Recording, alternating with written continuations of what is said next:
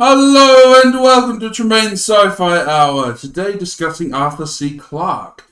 Or we're doing a biography of Arthur C Clarke, the infamous writer of what, Jake?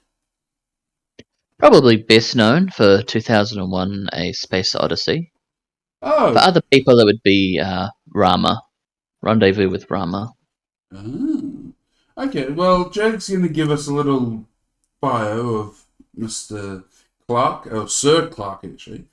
And I'll just jump in occasionally with some witty responses. Go ahead, Jake. That's right. That's Sir Arthur C Clarke, Commander of the Order of the British Empire, Fellow of the Royal Astronomical Society.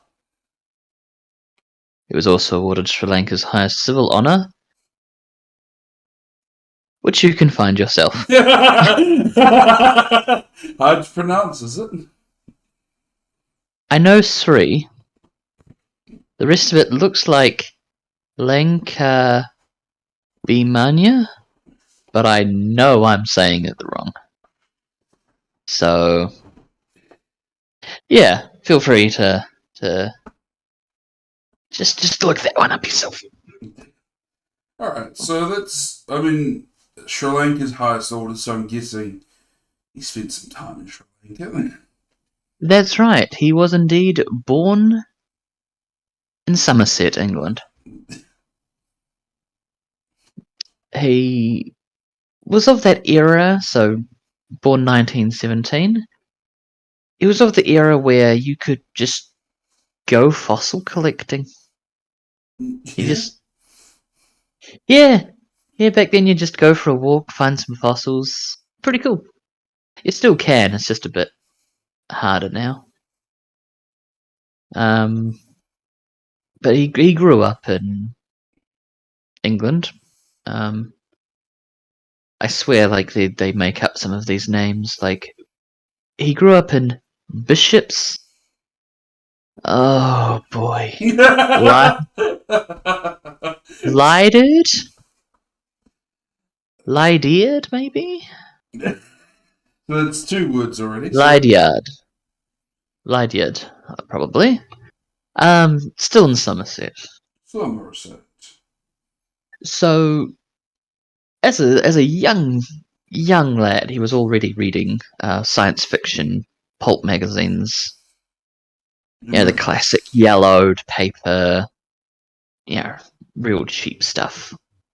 Just absolutely devoured them. He said that his favorite three of his young life was Amazing Stories.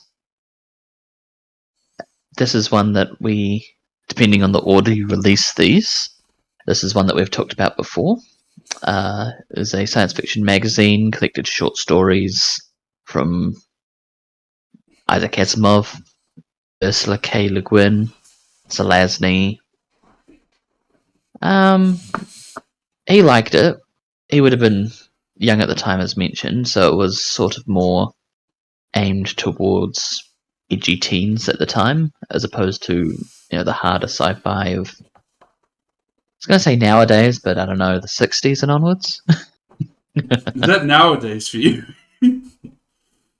Well, we're talking about 1928, so yeah, compared to then. So he would have been 11 at the time, so appropriate for the time. Also, Last and First Men by Olaf Stapledon, and The Conquest of Space by David Lasser. Now, undoubtedly, you would have read some stuff that's been in Amazing Stories, if not actual issues. Have you read Last and First Men or The Conquest of Space? No, I have not. Last and First Men is of the future history science fiction genre. Right. It's a bit odd, but worth a read. I'd say go for it. And The Conquest of Space is not a science fiction book. Yeah.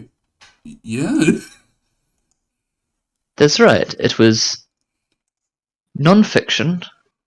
It is the first English language book that has rocketry or spaceflight in a serious manner.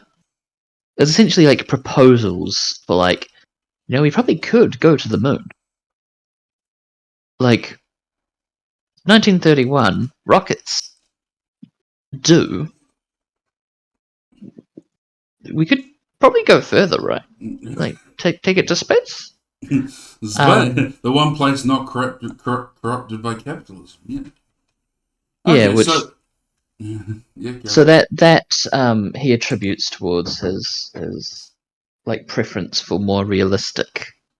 Although he also does fantastical science fiction. That kind of pushed him into like, oh, this is actually like plausible at least. Right. Yeah. And so, give us an idea. Give us a little idea about. So we've talked a little bit about his early childhood. So we're also approaching, in terms of time, the Second World War. So maybe should we talk a little bit about what his contributions during that time were? Was he a conscientious objector like Bertrand Russell? Was he what was he? So I will say, going into his teenage years, he was just so single-mindedly interested in stuff like science fiction. Right. He was in so many different groups and associations. He flattered with some other science fiction writers when he was young. His nickname was Ego at the time because of his hyper focus onto things. It either interested him or didn't, and if it didn't, he's not even listening. As for World War II, So he's probably on the spectrum. I mean, potentially. Again, it's hard to diagnose the dead. Some would And say he seemed, impossible. Some would say impossible. if he was on the spectrum, probably not so much, as he was relatively social. Okay. He wasn't, Rain Man. You.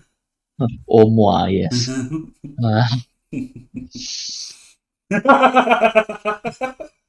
not sure why you're laughing. That sharp intake of breath, like, you son of a bitch. They're getting closer to finding my true identity. So, like pretty much everyone we've talked about, he was involved in World War II. Excluding George Lucas. I think is the only. Yeah. I think George Lucas is legitimately the only one we've talked about that isn't part of World War II, which is quite. Yeah, well, we've talked about, I believe we've talked about spies. We've talked about munitions producers. We've talked Arthur about. C Clarke helped invent radar. Oh. We've talked about Doc Smith. Go check that out on episode whatever that was. Episode Doc Smith, yes. Robert A. Heinlein, Biography, that's been quite popular. That was an hour long. And Isaac Asimov, we talked about him, and we've also talked about George Lucas. So anyway, Jag, you were saying...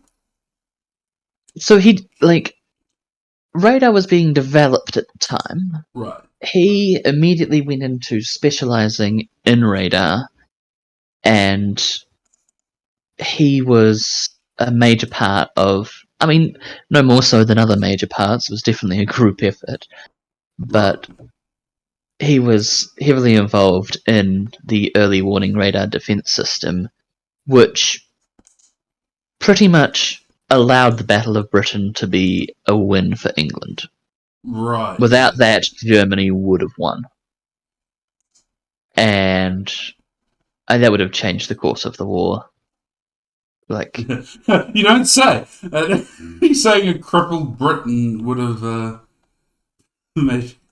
Okay, carry on. oh, I mean, America may have still joined at the end and mopped up as they did, but Oh yeah. at that point, maybe not. If Britain got thoroughly wiped, maybe America would have just been like, well, I guess Europe's a country now. Shit. Well, Good luck, Soviets. You're on your own. Again. Carry on. So he developed radar, helped develop radar. And so did he write during this period in his life, or was he a late bloomer? Well, he'd already been writing pre-war. Oh.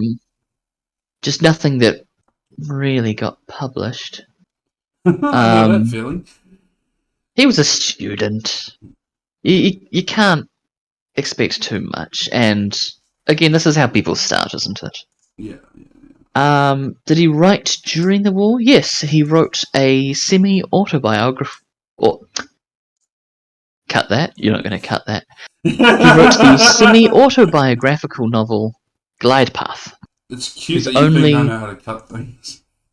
The only thing that he's written that was not science fiction. Wow. He stayed in the Air Force for quite a while. I mean, the World War II went till 1946? 45 was the date of surrender by Germany and Japan. So 46 would have been like the mop-up, like people occupying different countries. Right. The Soviets making their way to becoming the dominant superpower, raping everyone in their path. Yeah.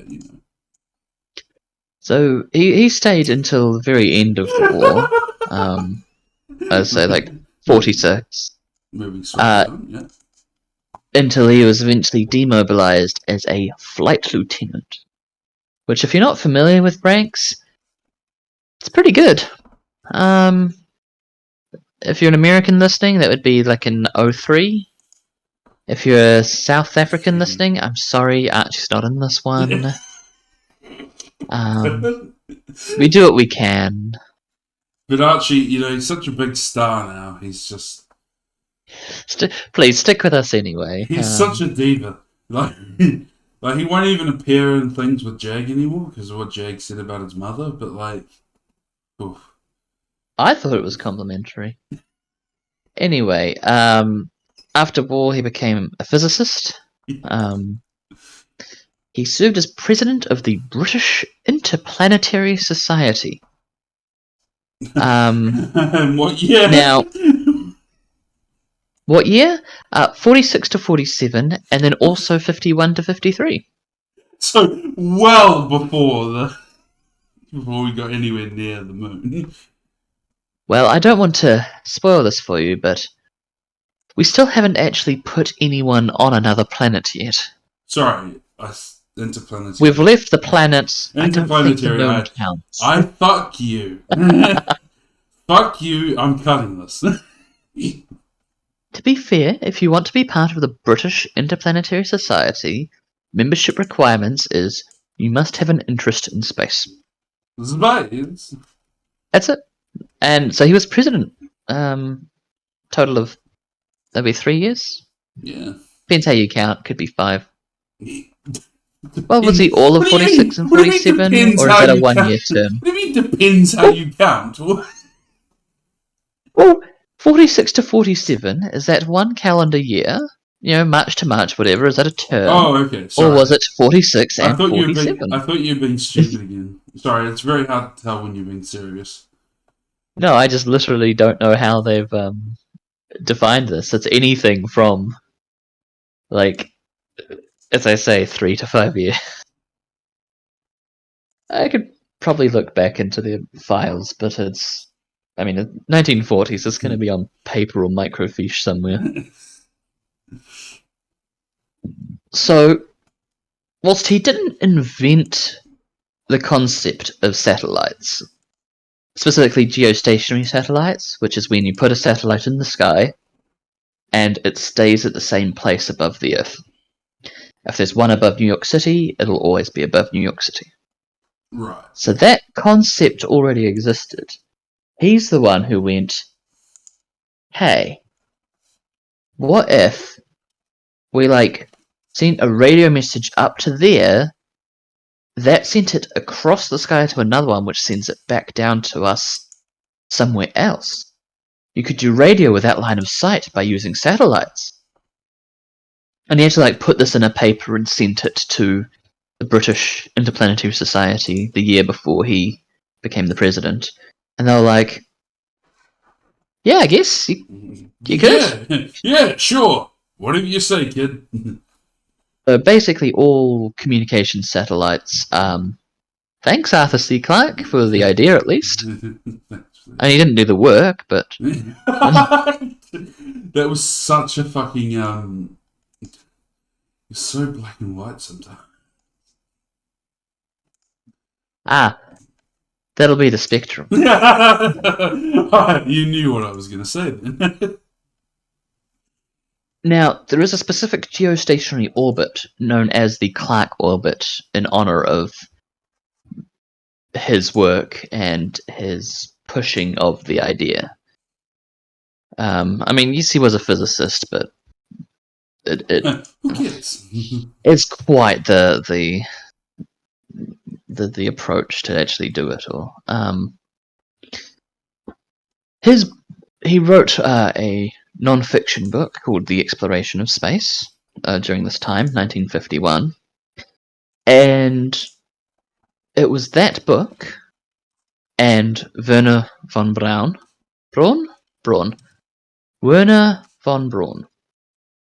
which is to say, Werner Magnus Maximilian Freya Braun. Yeah, I wonder which side he was on. America. What? Sorry, he was a Nazi. Sorry, let me classify. Before 1945. Yes. So von Braun. This is a name that should ring a bell with some people because he made the V2 rocket. Oh. He was a Nazi rocket scientist. America smuggled him and 1,500 other scientists out of Nazi Germany into America and was like, hey, they've always been here, don't ask. Can you change your name to something less German? 9. Alright, fuck it. Screw it, you're in. You son of a bitch, I'm in. It was Werner von Braun personally convinced President JFK that traveling to the moon was actually possible, and he used Clarke's book, The Exploration of Space, to be like, look, this is a science book. It says we can do it. And he was like, well, if a German's telling me it's science. And JFK was like, well, I'm in the middle of getting blown, so I guess, yeah, go ahead. Okay. Anyway, he did get blown. Stop making jokes about JFK getting assassinated. Keep doing them about him being a sex pest. Fine. It's a shame we couldn't do a thing about Operation Paperclip because it's real. We're science fiction. We can't do science fact. Science. Science fact. So he wrote. Help me out here. Co-wrote. He co-wrote 2001: A Space Odyssey, which is where many.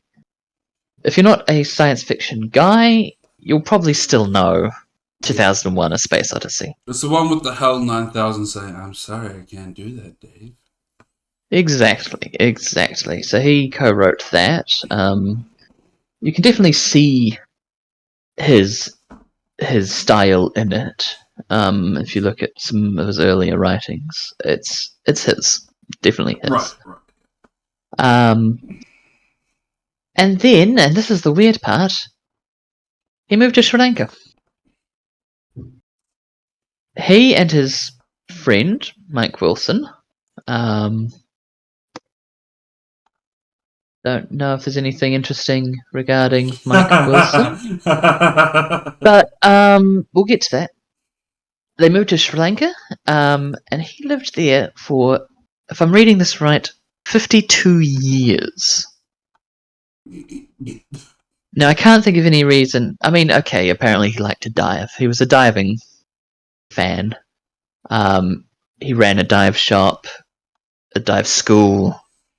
You know, That's why he was in Sri Lanka. He loved diving.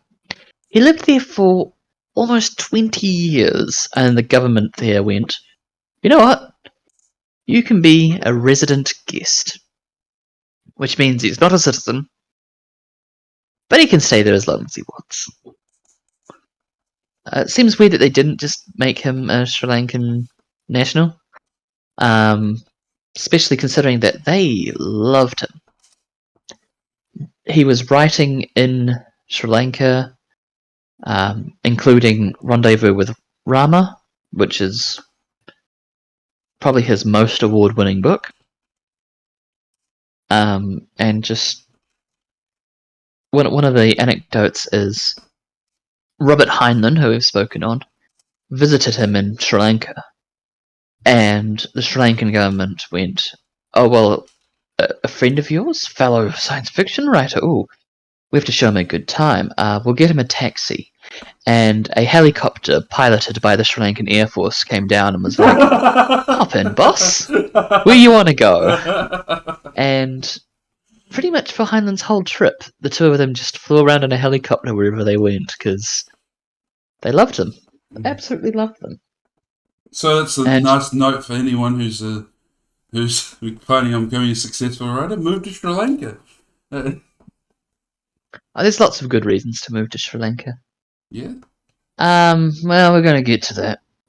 Oh. Don't worry. We'll hit the controversy part later. Oh no, I didn't read the whole article.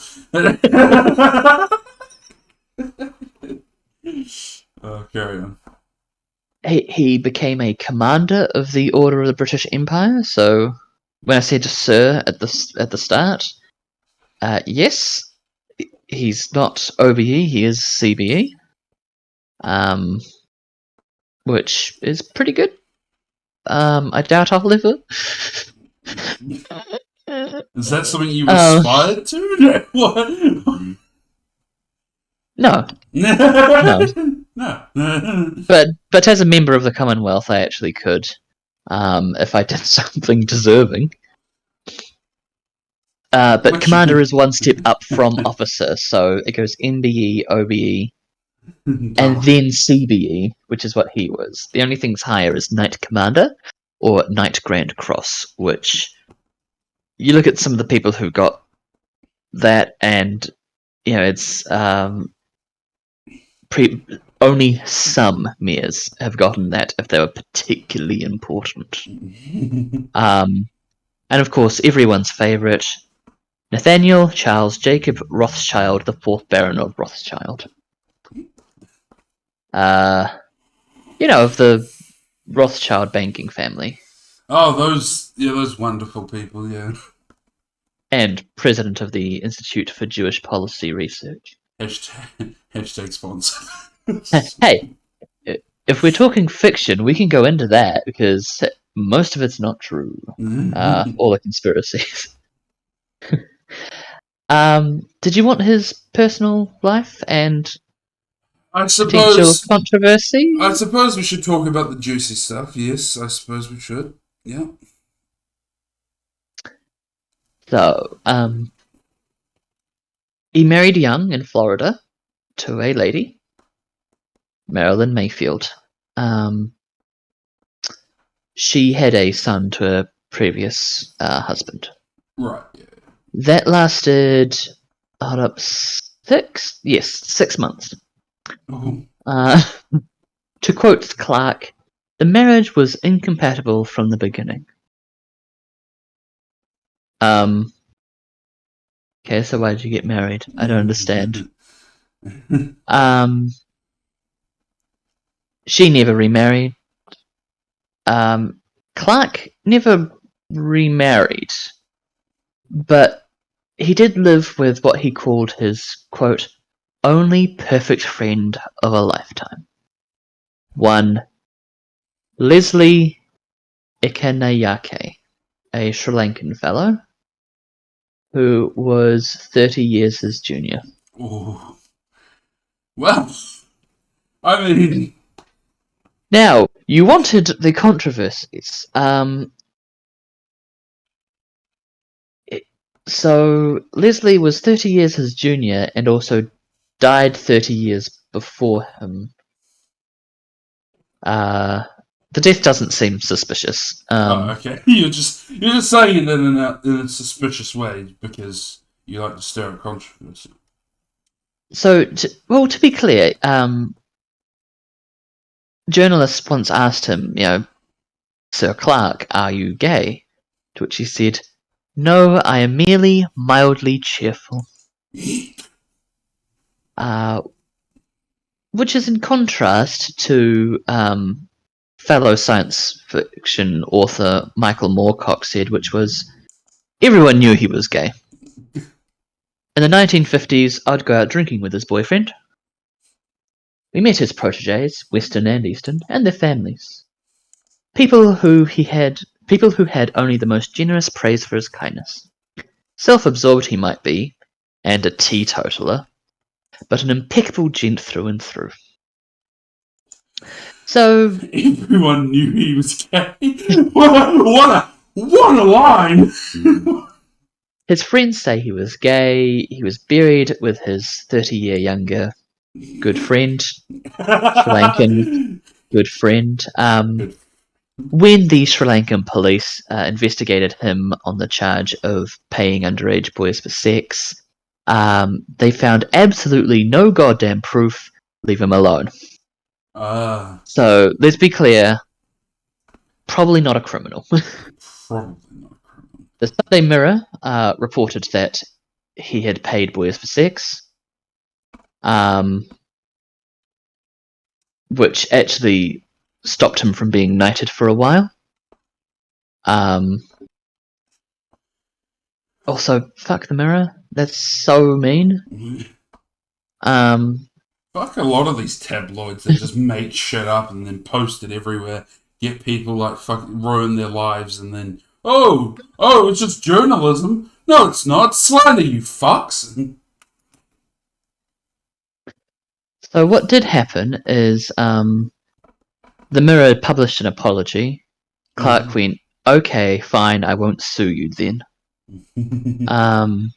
Should have. Clarke, to quote, I take an extremely dim view of people mucking about with boys.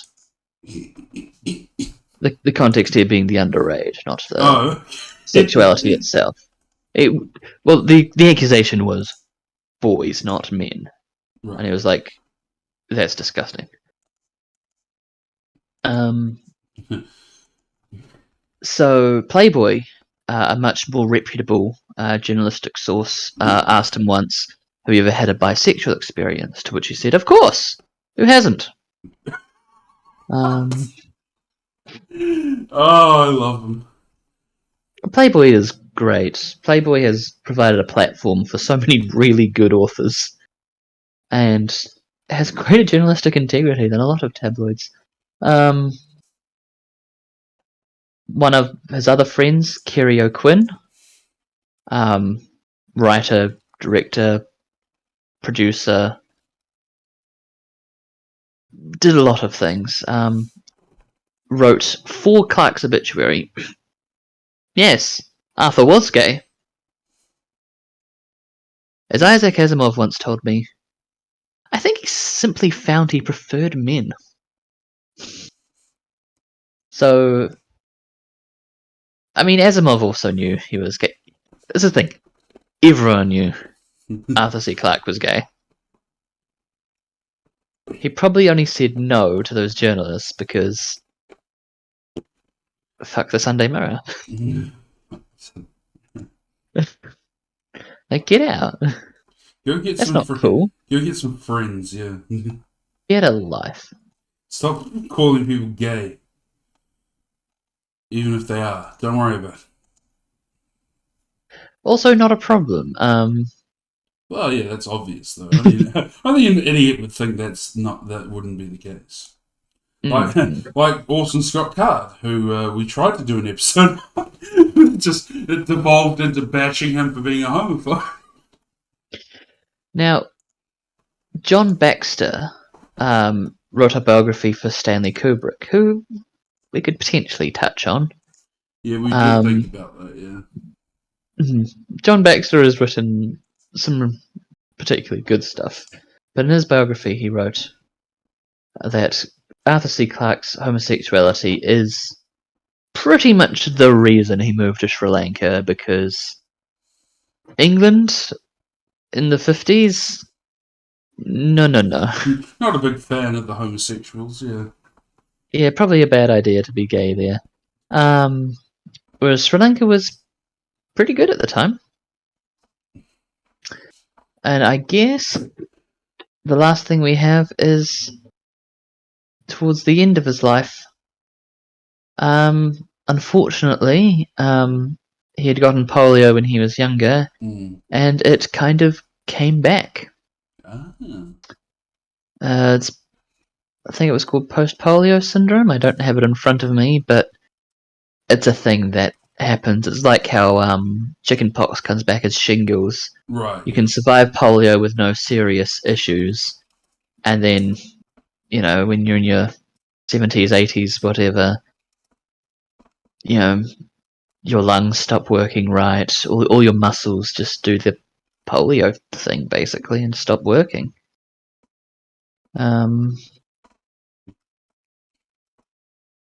It's really sad. He was affected by the 2004 Indian Ocean tsunami. His diving school was destroyed. Thankfully, his home and him was His fine. home and him. And one little fun thing, like you recall there was a person who was born during the Halley-Bopp comet sighting and died during the Halley-Bopp comet sighting. Yeah. A few hours, just hours before Clarke died, there was a gamma ray burst, which set a record for the furthest object seen from Earth by the naked eye. Ooh. It's 7.5 billion light years. Oh, shit. And then he passed. Oh. There is a movement to refer to that gamma burst as the Clarke event, which I'm in favour of. Yeah, it sounds like a nice way to honour him. Someone who was definitely... I mean, yeah, we hit the controversy, but it was all lies and slander. So this is a guy who is pretty good, and it's nice to say that he wasn't, a sex pest at conferences or anything, conventions, just That's a a reference guy to who the wanted to live his life with his boyfriend in Sri Lanka.